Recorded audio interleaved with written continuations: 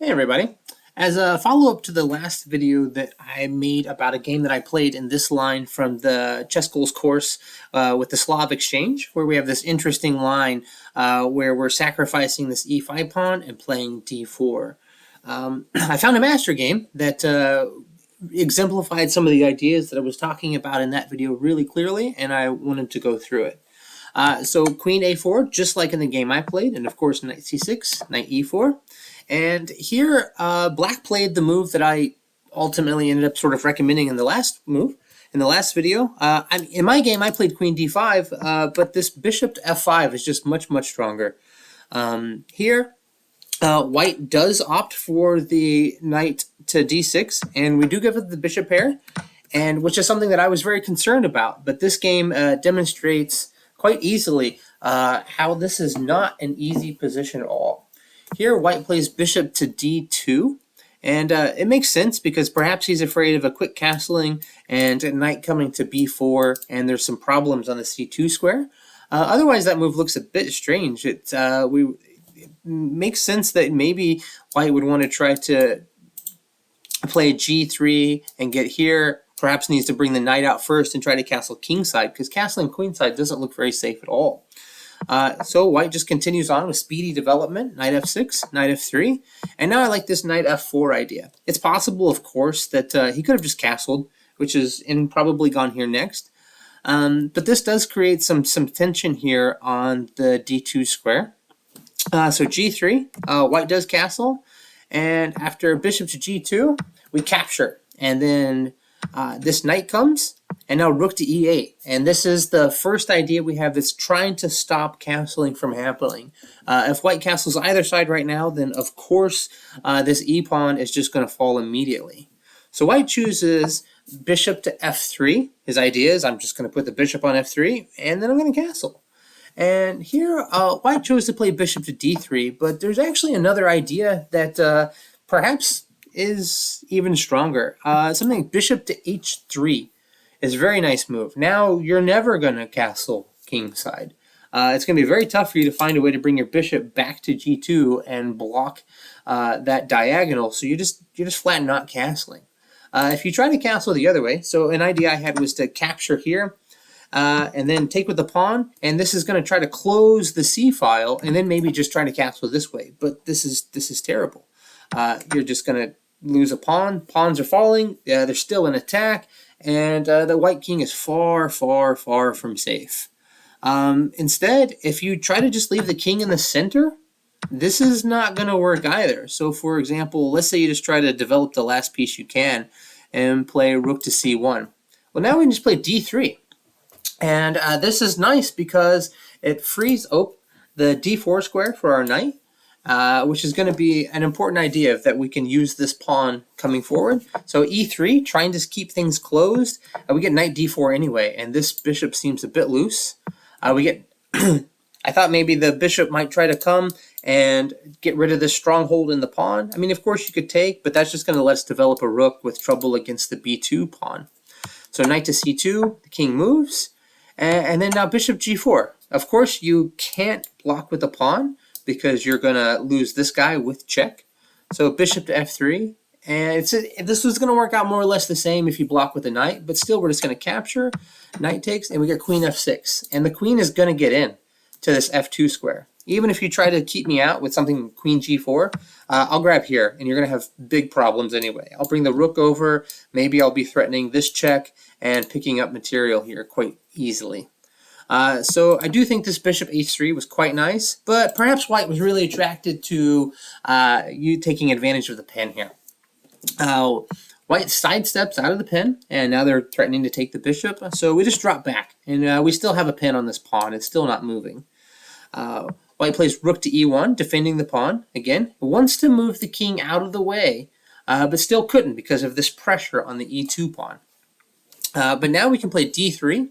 And again, we're freeing up squares for the knight. Going to bring in an additional attacker. It's not pleasant at all for you to take. I mean, you just can't take. I mean, you're gonna lose. Oops, sorry, not there, and that's not good. But you're gonna lose. You're gonna have problems if you try to grab here. So after going back after knight to e4 was the move played. Again, just trying to block the e file, which doesn't work at all. E3 instead could allow knight to e5, and if king comes to g2, we can capture here, and after knight takes f3, we get d2, and this is a nice move. Rook to d1, trying to stop that. We get bishop to e2 coming in, and you can't avoid losing the exchange. There's a good chance you might even lose more than that with a knight here. So knight to e4 was was played, and here we have queen to d4, which is a move that really surprised me because you think the white king is under tremendous pressure. Why would we possibly want to trade queens? And but the point is, and what I wanted to show with this game, why I thought it was so interesting, is that the attack is by no means over once the queens are off. If anything, it's just helping to bring in additional pieces. So queen takes d4, the knight takes, and the king tries to sneak out to d2. And now, what's nice about this knight being planted on d4 is that we win a pawn. We're just flat up a pawn, easy peasy. Knight to c5 was the move that was played, trying to get rid of that bishop. I did look at knight to c3, which I thought made sense, just trying, again, to get rid of this really strong pawn, which is going to be kind of a theme of this opening, I think. And we can just simply play rook to a to d8.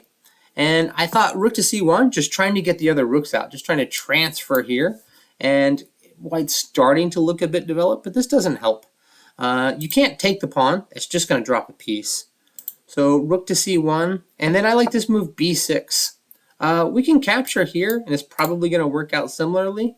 It might even be easier to just capture first, but if the white continues on with their plan, we are going to go ahead and capture. And after king takes, bishop to b7, quite a nice move. King to g4. And I like this. This just shows that the white king is by no means safe. We have got him on the wrong side of the castle, and we can start harassing him with pawn to f5. And if he captures, he's going to perhaps get mated relatively quickly. I mean, he can try to go hide back on h3, but we can just lift the rook, and we're going to have some serious problems. Capturing the pawn, not good.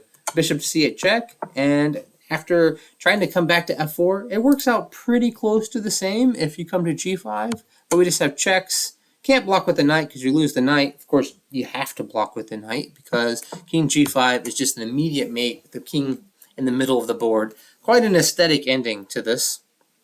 So instead, if we went back, and instead of knight to c3 here, going after this pawn, white chose to play knight to c5, trying to get rid of this bishop.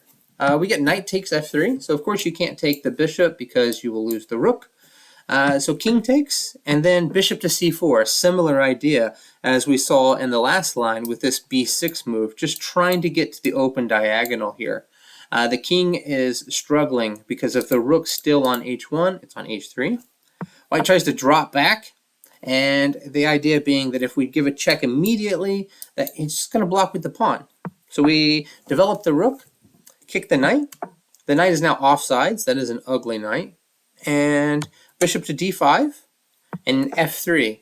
And now rook to e3. And we show that this is not any better. You're still in all kinds of trouble here. White chose to play knight to c3. King f2, trying to kick out the knight. This is not going to help at all. We're not prepared to take just yet, but we can just back up the rook. And if, say, the knight tries to come back in, now we can take, and there's all kinds of problems. King to g1, and this is a nice move. We play rook takes, rook, we give up our pawn with the queen, and now we're just up a whole rook. So instead of this, knight to c3 was played, and this is going to work out pretty similar to what happened in the game. We can take here with check, the king comes across, and this is a nice move. We grab here, and after it takes, taking here, you don't have to. I mean, we could play across, but this is a nice way to simplify things. Takes here, the rook takes, and we grab this pawn. And here, white actually resigned. And it seems interesting that we had such a huge attack, but we traded the queens, and ended up ultimately trading all the way down into a rook endgame where we're going to be up probably 3 pawns, it looks like. I mean, white can grab this guy, but we're going to give a check and pick up this pawn.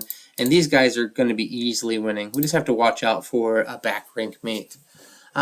So going back in the game, one of the things that really struck me in this game, and something that came up in my analysis, was this d4 pawn. It is an isolated queen pawn, which we often think of as being quite weak, and it does look like a bit of a vulnerability for black. But I hope that this game shows that we should really have the attitude and mindset when playing this, that this pawn on d4 is not a vulnerability, it is a strength.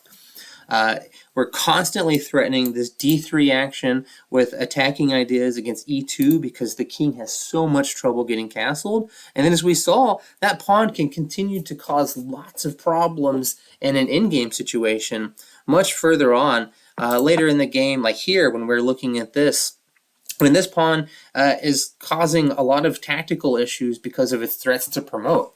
And it's just a really difficult and tough position for white to know how to handle this. Anyhow, I hope this game was instructive, and thanks a lot, guys. Bye-bye.